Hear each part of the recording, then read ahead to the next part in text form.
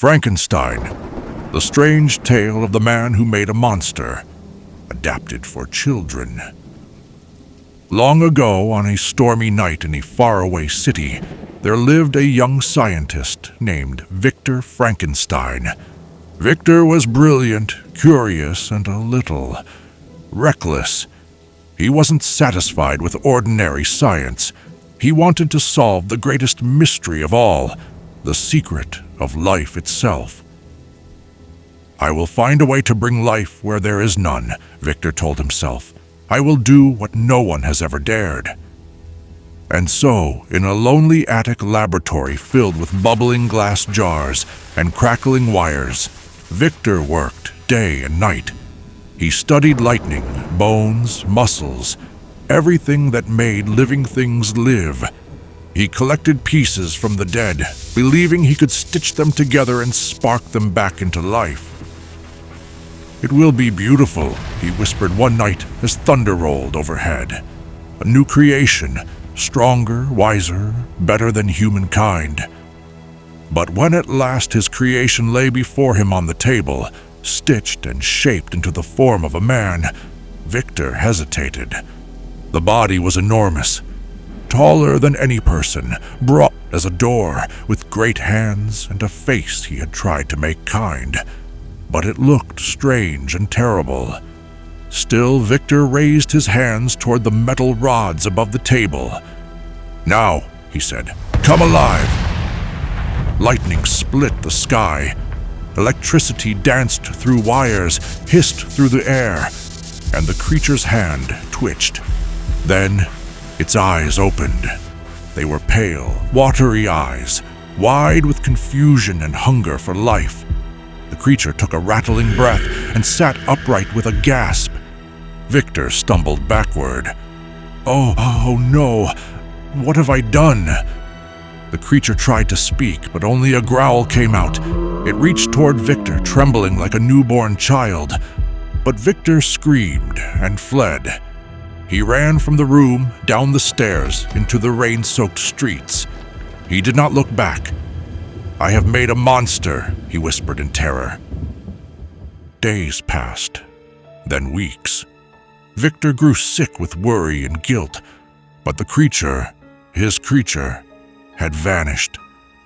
It wandered alone in the forests and villages, hiding from people who screamed and threw stones at the sight of it. It was strong, yes, but also gentle and curious. It listened to bird song.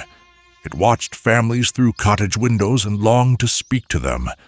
One night, the creature sat by a river and spoke aloud, practicing the words it had learned by listening to humans. "I am alone," it said slowly.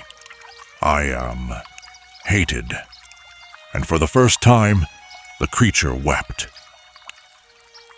At last, the creature found Victor again. It followed him to the snowy mountains and appeared before him on a lonely trail.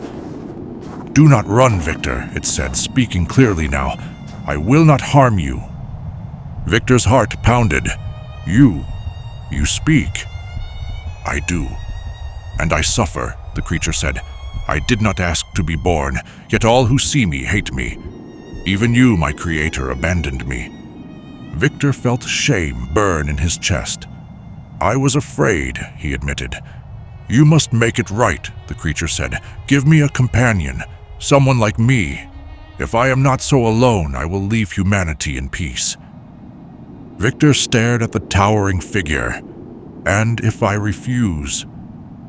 "Then I will make you feel my misery," the creature growled. "I will take from you what you love." Victor agreed, but his heart was troubled.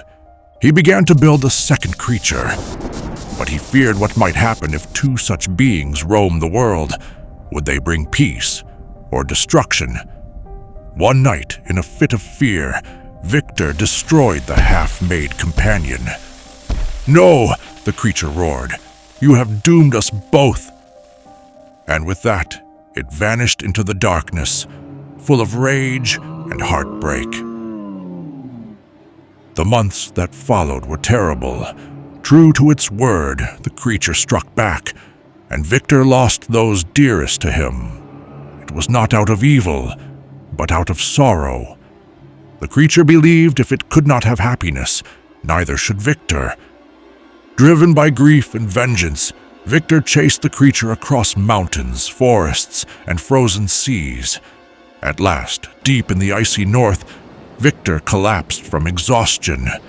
A passing ship rescued him, but it was too late. He was dying. "Beware," Victor whispered to the ship's captain. "Beware the monster I unleashed." And then he was gone. The crew searched the ice, and there in the swirling snow stood the creature, tall and cloaked in shadows. It looked down at Victor's lifeless body and spoke softly. "Farewell, Father. I never wished you harm. I only wished for kindness, and you gave me none." It turned and walked into the white wilderness, vanishing forever into the cold. And so ends the strange, sorrowful tale of Victor Frankenstein and his creation. A story not just of science and ambition, but of loneliness, rejection, and the longing we all have to be loved. And if, on a cold, stormy night, you hear the wind howl across the rooftops, perhaps, just perhaps, the creature still wanders out there searching for a friend,